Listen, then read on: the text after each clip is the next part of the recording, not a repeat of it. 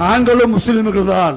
நசுக்க நினைத்தால் எங்கள் வீட்டு பெண்களும் பிரிவில் இறங்கி போராடுவார்கள் என்பதை கடந்த முறை நிரூபித்திருக்கின்றோம். கிராம மக்களுக்கு மட்டும் பாதுகாப்பர் அல்ல, இந்தியாவில் வாழக்கூடிய அனைத்து மதத்து மக்களுக்கும் இந்த உலமாக்கள் பாதுகாப்பாக நிற்பார் என்ற ஒரு வரலாற்றை தமிழ்நாட்டிலே பதிவு செய்திருக்கின்றார். தூங்கி கிடந்தவர்களை தட்டி எழுப்பியிருக்கின்றது ஒன்றிய அரசு. தெருவில் சமுதாய மக்களை வரவைத்து எங்கள் சக்தி என்னவென்று பாரு, என் மக்களுக்கு சொல்வதற்கல்ல, அரசுக்காரனுக்கும் இந்து முன்னணிக்காரனுக்கும் ஒன்றியத்தை ஆளக்கூடிய மோடிக்கும் எங்கள் கூட்டம் இது கம்மி.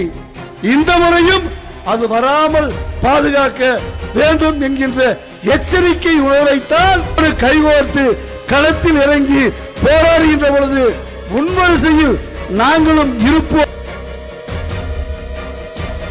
உலமாக்களை தெருவுக்கு வர வைத்து உலமாக்கள் மூலமாக இந்த அரசுக்கு ஒரு எச்சரிக்கை விடுவிக்கின்றது வரலாற்றில் இதுதான் முதல் முறை என்று எண்ணுகின்றேன். அவர்கள் நம்முடைய பள்ளிவாசல் அரங்கத்தில் உட்கார்ந்துதான் இஸ்லாமிய சகோதரர்களுக்கு அறிவுரை போதிப்பார்கள். அதுதான் நாம் நடைமுறையிலே பார்த்திருக்கின்றோம், கேட்டிருக்கின்றோம். இன்றைக்கு இராணுவ கட்டுப்பாப்பாக நின்று மேடையை சுற்றியும் அவர்கள் பாதுகாப்பரனாக, இஸ்லாமிய மக்களுக்கு மட்டும் பாதுகாப்பரன் அல்ல, இந்தியாவில் வாழக்கூடிய அனைத்து மதத்து மக்களுக்கும் இந்த உலமாக்கள் பாதுகாப்பாக நிற்பார் என்ற ஒரு வரலாற்றை தமிழ்நாட்டிலே பதிவு செய்திருக்கின்றார்கள். இதுதான் ஒரு வரலாறு. தூங்கி கிடந்தவர்களை தட்டி எழுப்பியிருக்கின்றது ஒன்றிய அரசு. நாங்கள் மௌனமாக இருந்தால் எங்களை ஏறி மிதிக்க வேண்டும் என்று எண்ணினால் குட்ட குட்ட குனிகின்ற வர்க்கம் நாங்கள் அல்ல, நிமிர்ந்து நிற்போம் என்கின்ற அடையாளத்தை காட்டுகின்ற வரலாறு இன்றைக்கு தமிழ் மண்ணிலே பதிந்திருக்கின்றது. அமைதி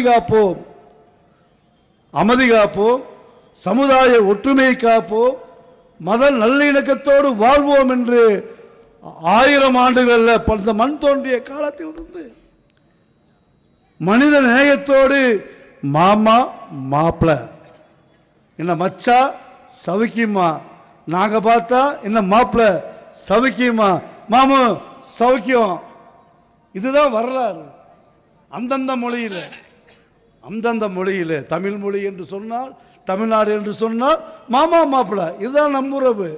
உன் சகோதரியை நான் உனக்கு கொடுத்திருக்கின்றேன், எனது சகோதரியை நான் உங்களுக்கு கொடுத்திருக்கின்ற வரலாறு படிக்கின்ற வகையில் அந்த தொப்புள் குடி உறவோடு வாழக்கூடிய ஒரு மரபை உணர்த்தெரிய இன்றைக்கு ஒன்றிய மோடி அரசு முயற்சிக்கின்றது. ஒருபோதும் அவர்கள் முயற்சி வெல்லாது. தற்காலிகமாக இருக்கிறாம ஒழிய அதை தடுத்து நிறுத்துகின்ற அரணாக நான் நேசிக்கின்ற இயக்கம் என்று சொன்னால் அண்ணா அவர்கள் எழுதுவார்கள், பேரின அண்ணா அவர்கள் எழுதுவார்கள் கடிதம், தம்பிக்கு என்று எழுதுவார். அந்த தம்பிக்கு என்று கடிதம் எழுதுகின்ற போது எல்லா ஜாதியும் அதில் அடங்கியிருக்கும். மூச்சாய் நினைக்கின்ற முத்தமிழ் அறிஞர் கலைஞர் எழுதுவார், உடன்பிறப்பே என்று எழுதுவார். உடன்பிறப்பே என்று எழுதுகின்ற பொழுது அது எல்லாமே உள்ளடக்கி, எல்லா ஜாதியும் அது உள்ளடக்கி இருக்கும். இன்றைய அரசு, திராவிட மாடல் அரசு, பேர் அண்ணாவுடைய வழியில் வந்த அரசு, முத்தமிழறிஞர் கலைஞர் வழிந்த அரசு, திராவிட மாடல் அரசு, தமிழ்நாட்டின் முதலமைச்சர் உங்களில் ஒருவன் என்று கடிதம் எழுதுவார். சிந்தித்து பார்க்க வேண்டாமா? அது திராவிட முன்னேற்ற கழகத்தின் உங்களில் ஒருவன் என்று எழுதவில்லை.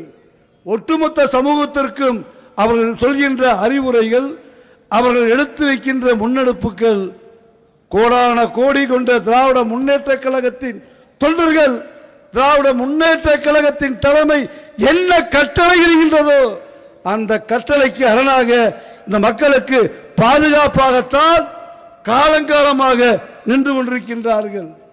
இந்த மண்ணும் இந்த பூமியும் அழிகின்ற வரையில் திராவிட முன்னேற்ற கழகம், திராவிட மாடல் ஆட்சி, இன்றைய ஆட்சியின் தலைவர் நம்முடைய தமிழகத்தின் முதல்வர் சும்மா இருக்கல.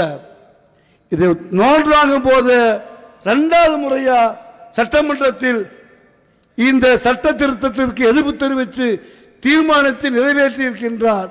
அந்த தீர்மானத்தை நிறைவேற்றுகின்ற அங்கமாக சட்டமன்ற உறுப்பினராக உங்களால் பெரும்பான்மையாக தேர்ந்தெடுக்கப்பட்ட நான் அதற்கு கைதொக்கின்ற வாய்ப்பை பெற்றவன் என்ற முறையிலே என்றென்றும் இந்த இயக்கம் உங்களுக்கு கடமைப்பட்டு இருக்கும்.